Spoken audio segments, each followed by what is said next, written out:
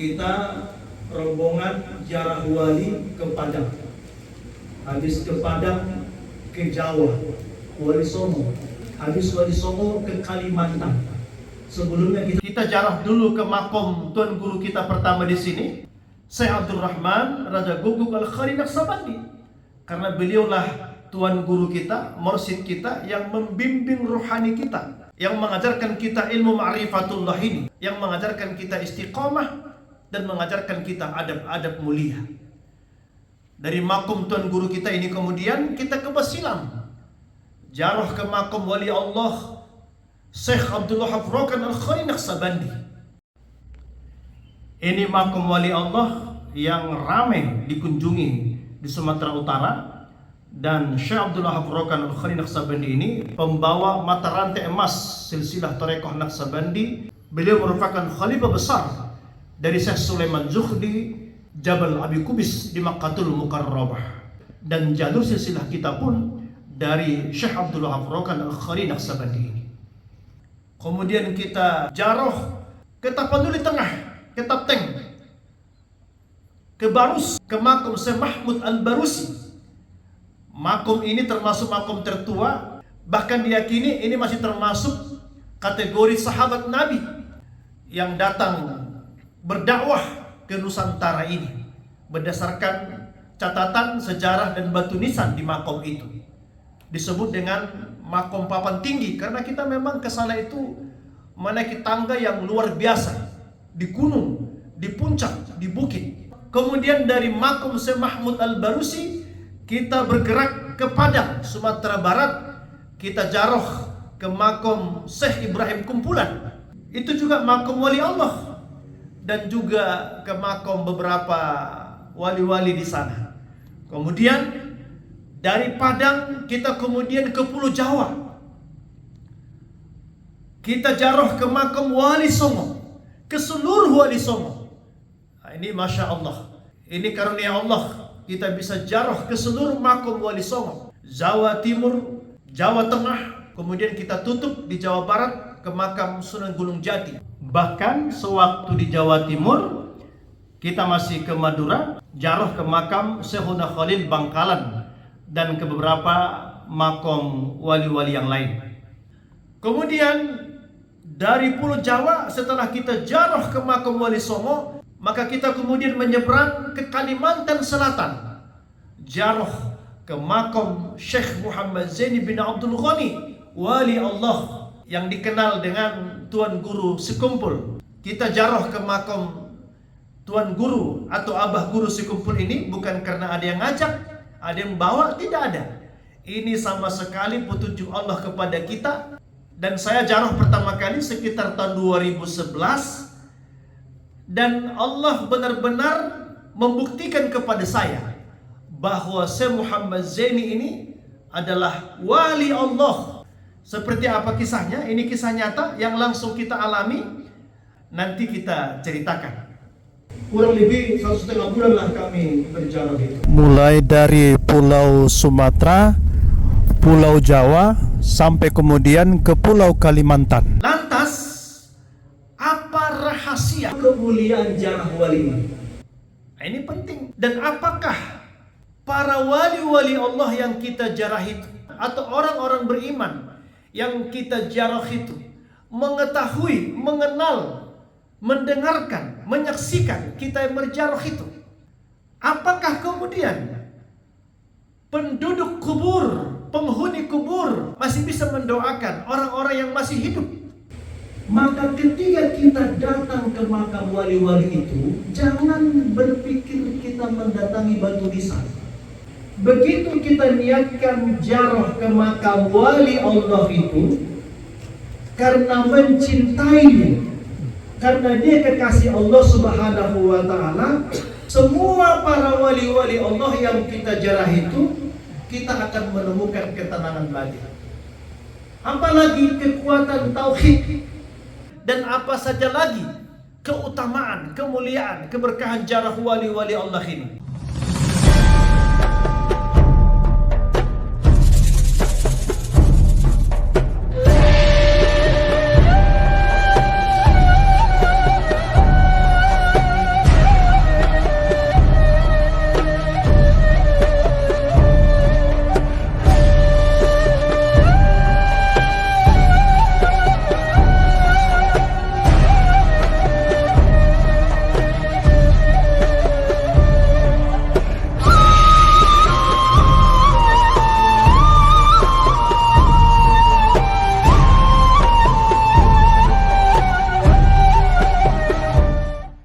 Sekarang kita masuk kepada bab tentang ziarah ke makam para aulia-aulia. Ini sesungguhnya perkara yang sangat penting. Ini tradisi para salafus sholihin. Ini tradisi para imam, tradisi para aulia-aulia dan para guru-guru kita yang sholihin. Karena apa? Karena ini sunnah Rasulullah SAW. Ziarah itu adalah sunnah Rasulullah SAW. Apalagi ziarah kepada para anbiya. Karena kita tidak bisa setiap saat ziarah ke makam Rasulullah SAW. Kita harus menyenangi berziarah ke makam para aulia, para guru-guru yang sholihin. Karena ini memang kesenangan, tradisi para guru-guru kita yang terdahulu dan juga hamba-hamba yang sholihin. Jadi kalau kita belum senang ziarah atau kita malas ziarah, berarti kita ini belum memahami rahasia kemuliaan ziarah ini, apalagi kepada aulia-aulia dan hamba-hamba yang sholihin. Tapi kalau sampai kita kemudian anti ziarah, tidak suka ziarah, berarti inilah tanda-tanda orang bodoh karena tidak mengerti keutamaan kemuliaan berziarah ini. Tapi kalau sampai kemudian dia anti ziarah, menuduh berziarah ini subhat, musyrik, apalagi kemudian dituduh kuburiyun, meminta kepada kubur atau bahkan menyembah kubur, maka orang seperti inilah tanda-tanda yang sudah tertutup hatinya. Jadi bukan hanya bodoh, tetapi ini adalah super bodoh, jahil murakkab. Kenapa? Karena hanya hati yang tertutuplah, atau yang jahil murakkablah yang mengatakan bahwa orang-orang yang menyenangi berziarah itu, terutama ziarah kepada hamba-hamba yang soleh, itu meminta ke kuburan. Mana ada kita ziarah meminta ke kuburan, apalagi menyembah kuburan. Jadi kalau ada orang menuduh seperti ini, mereka itulah orang-orang yang tertutup hatinya, jahil murakkab, tertutup dari kebenaran, karena mereka telah menuduh dengan kebodohan, dengan prasangka dan tanpa ilmu. Justru, ini tolong perhatikan, justru kita menyenangi ziarah itu karena ini merupakan kesenangan, kebiasaan para hamba-hamba yang sholihin, sunnah Rasulullah. Dengan berziarah itulah kita kemudian menguatkan tauhid kita. Karena yang kita datang itu kekasih-kekasih Allah, para aulia-aulia Allah, orang-orang soleh yang kemudian kita berharap mendapat karunia dari Allah untuk meneladani tauhid mereka, perjuangan mereka, pengorbanan mereka, kesolehan mereka. Justru di situ kita menemukan tauhid yang kuat, tauhid yang murni. Karena kita datang kepada mereka karena kecintaan kita kepada Allah, karena mereka adalah contoh-contoh yang mencintai Allah. Maknanya begini, begitu kita niatkan ziarah ke makam wali Allah itu karena mencintainya, karena dia kekasih Allah Subhanahu wa ta'ala, maka sama dengan kita sedang menuntut ilmu kepadanya. Kenapa? Karena kita sedang melangkah kepadanya karena dia kekasih Allah. Artinya kita ingin meneladani, kita ingin menuntut ilmu kepadanya lewat sejarahnya, lewat perjuangannya, pengorbanannya, dakwahnya, kesolehannya, keistiqomahannya. Dan disitulah, itulah makna bertabarruk. Disitulah kita mendapat keberkahan. Kita rombongan ziarah wali ke Padang, habis ke Padang ke Jawa, Wali Songo, habis Wali Songo ke Kalimantan. Sebelumnya kita ziarah dulu ke makom tuan guru kita pertama di sini. Syekh Abdul Rahman Raja Guguk Al-Khari Naqsabandi, karena beliaulah tuan guru kita, mursyid kita, yang membimbing rohani kita, yang mengajarkan kita ilmu ma'rifatullah ini, yang mengajarkan kita istiqamah dan mengajarkan kita adab-adab mulia. Dari makom tuan guru kita ini kemudian kita ke Basilam, jaroh ke makom wali Allah Syekh Abdullah Hafrokan Al-Khari Naqsabandi. Ini makom wali Allah yang ramai dikunjungi di Sumatera Utara, dan Syekh Abdullah Hafrokan Al-Khari Naqsabandi ini pembawa mata rantai emas silsilah Tarekoh Naqsabandi. Beliau merupakan khalifah besar dari Syekh Sulaiman Zuhdi Jabal Abi Kubis di Makkahul Mukarramah, dan jalur silsilah kita pun dari Syekh Abdullah Hafrokan Al-Khari Naqsabandi ini. Kemudian kita jaroh ke Tapanuli Tengah, ke Tapteng, ke Barus, ke makom Syekh Mahmud Al-Barusi.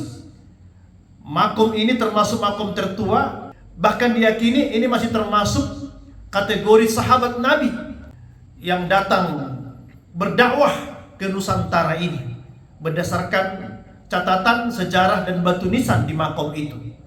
Disebut dengan makom papan tinggi karena kita memang ke sana itu menaiki tangga yang luar biasa, di gunung, di puncak, di bukit. Kemudian dari makom Syekh Mahmud Al-Barusi kita bergerak ke Padang, Sumatera Barat. Kita jaroh ke makom Syekh Ibrahim Kumpulan, itu juga makom wali Allah, dan juga ke makom beberapa wali-wali di sana. Kemudian dari Padang kita kemudian ke Pulau Jawa. Kita jaroh ke makom Wali Songo, ke seluruh Wali Songo.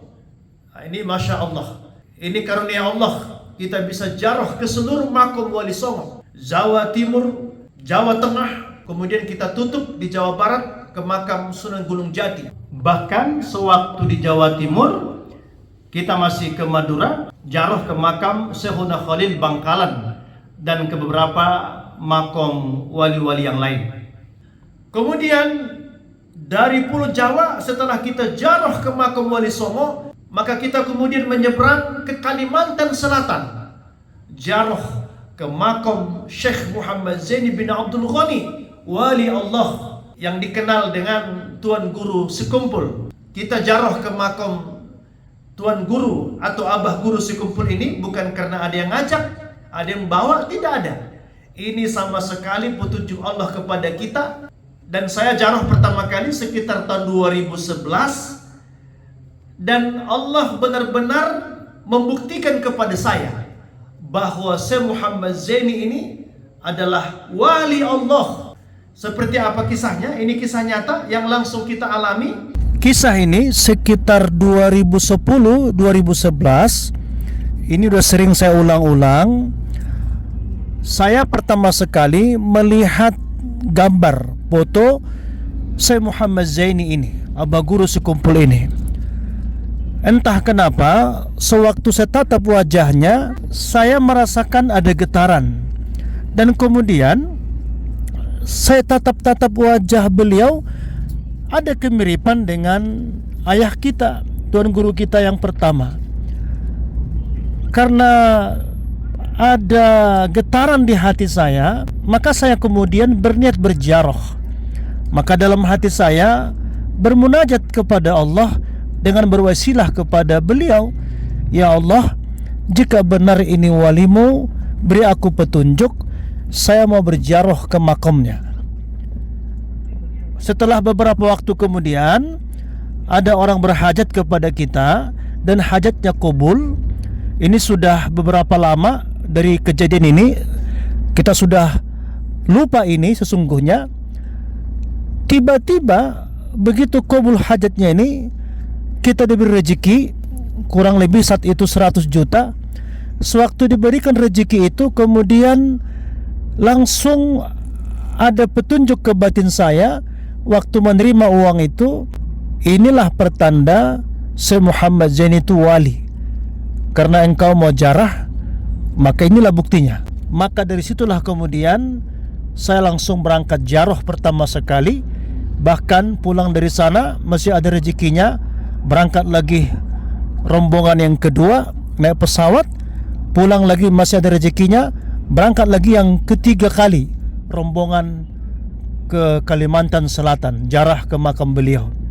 Jadi ini kisah nyata yang kita alami. Maka kemarin kita pun rombongan lagi berangkat yang kedua kalinya berziarah, di mana banyak khalifah-khalifah kita ikut, dan insya Allah ini menambah kecintaan kita kepada para wali-wali Allah. Kurang lebih 1,5 bulan lah kami berjalan itu. Lantas, apa rahasia kemuliaan ziarah wali ini? Nah, ini penting. Dan apakah para wali-wali Allah yang kita ziarah itu, atau orang-orang beriman yang kita ziarah itu, mengetahui, mengenal, mendengarkan, menyaksikan kita yang berziarah itu?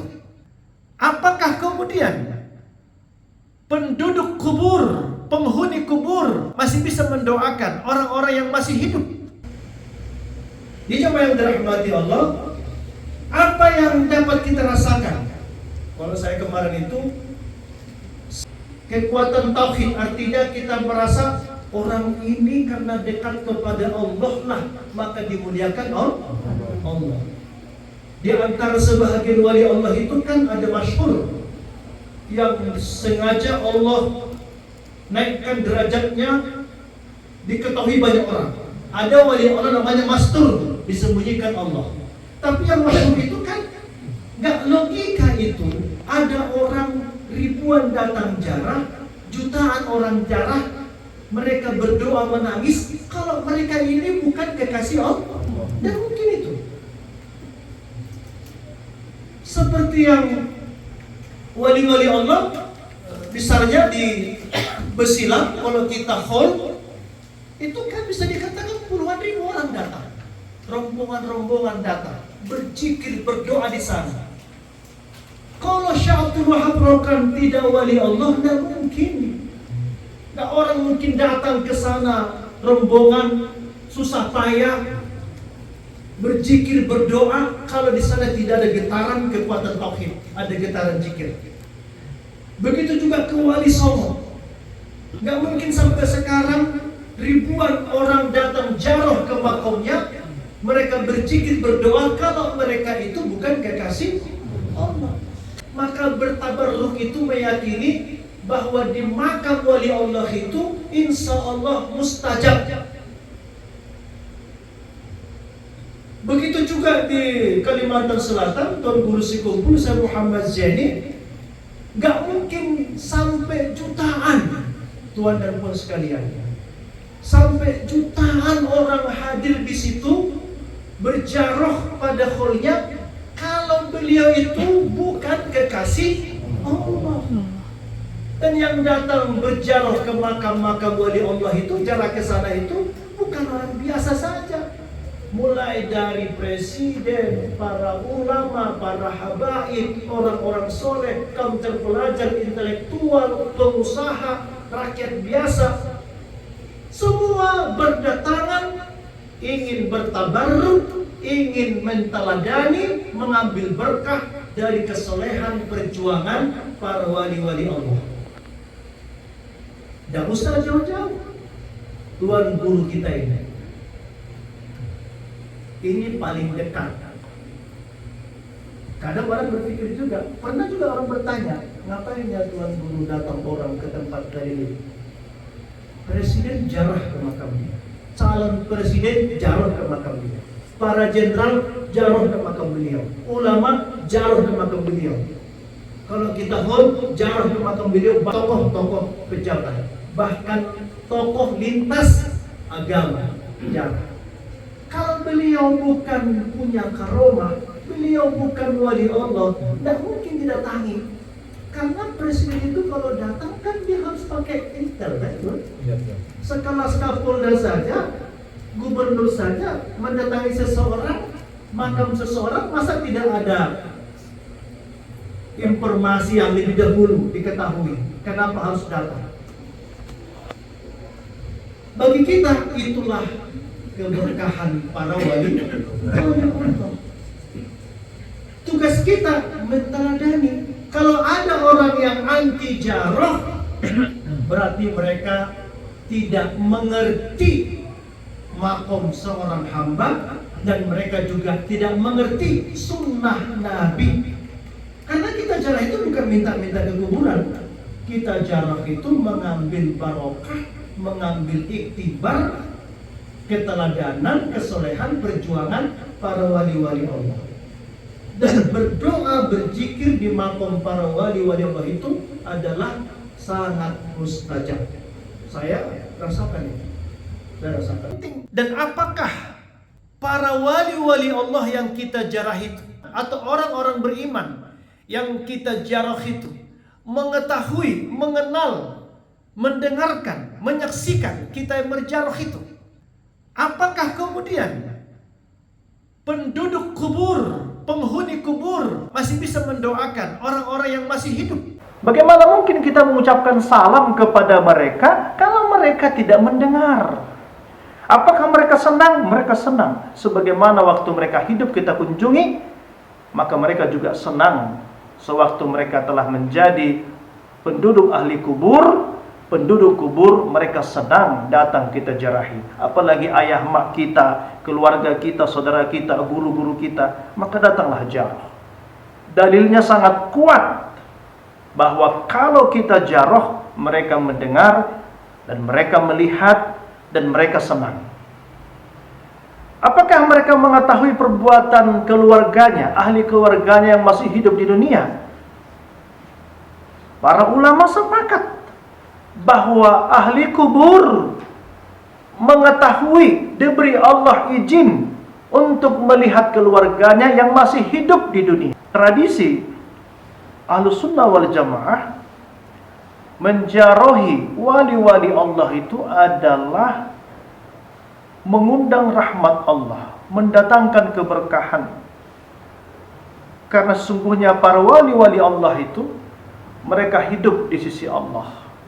Bahkan sewaktu Rasulullah SAW menjarahi pekuburan Uhud para syuhada, Rasul memberikan salam khusus.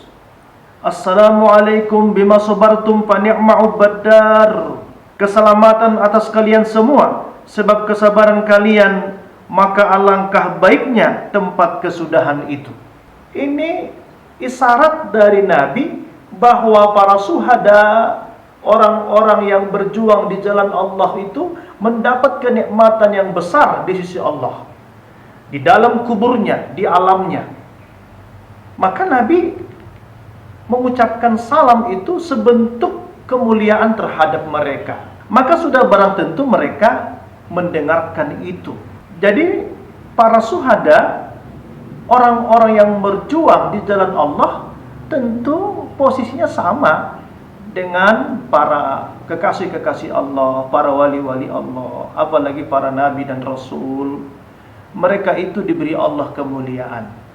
Jadi jarah kepada makom wali-wali Allah itu bukan hanya kita mendoakan mereka, mengambil iktibar terhadap kematian, tetapi kita juga mendapat keberkahan. Salah satu ulama mazhab Maliki, Syekh Ibnul Hajj Al-Maliki menerangkan, inna ziyarata kuburis solihin mahmubatul li ajli tabarruk ma'al i'tibar fa inna barakatas solihin jariyatum ba'da mamatihim kama kanat fi hayatihim. Sesungguhnya menziarahi makam orang-orang soleh dianjurkan guna memperoleh keberkahan dan pelajaran, sebab berkah orang-orang soleh senantiasa masih mengalir setelah mereka wafat, sebagaimana ketika mereka masih hidup. Subhanallah.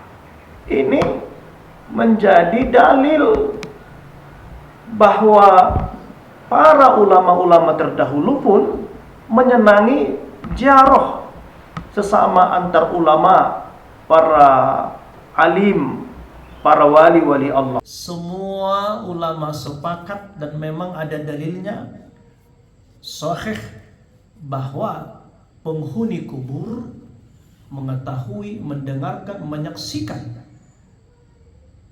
para peziarah dan ahli kubur, bahkan saudaranya masih hidup di dunia. Apakah penduduk kubur dapat mendoakan orang yang masih hidup? Bagi kita pengamal torekoh Ahlus Sunnah wal Jamaah meyakini sebagaimana dijelaskan dalam kitab Al-Musnad dan At-Tarikhul Kabir, di mana Nabi SAW menegaskan bahwa penghuni kubur mengetahui, melihat saudaranya, keluarganya yang masih hidup. Kalau mereka berbuat baik, mereka senang, mereka gembira. Tapi kalau saudara keluarganya berbuat kemungkaran, mereka sedih dan berdoa. Apa doa mereka? Allahumma la tumithum hatta tahdiyahum kama hadaitana. Maka mereka berdoa, ya Allah, janganlah matikan mereka sebelum Engkau beri hidayah kepada mereka seperti Engkau memberi hidayah kepada kami. Dalam riwayat yang lain, dalam hadis Tabrani, dalam hadis Ibnu Mubarak juga menjelaskan bahwa penghuni kubur jika melihat keluarganya, saudaranya melakukan kebaikan-kebaikan, mereka gembira dan bahagia. Tetapi ketika mereka melakukan keburukan, kemungkaran, mereka sedih dan berdoa kepada Allah. Kita jarak itu mengambil barokah, mengambil iktibar, keteladanan, kesolehan, perjuangan para wali-wali Allah. Dan berdoa, berzikir di makom para wali-wali Allah itu adalah sangat mustajab.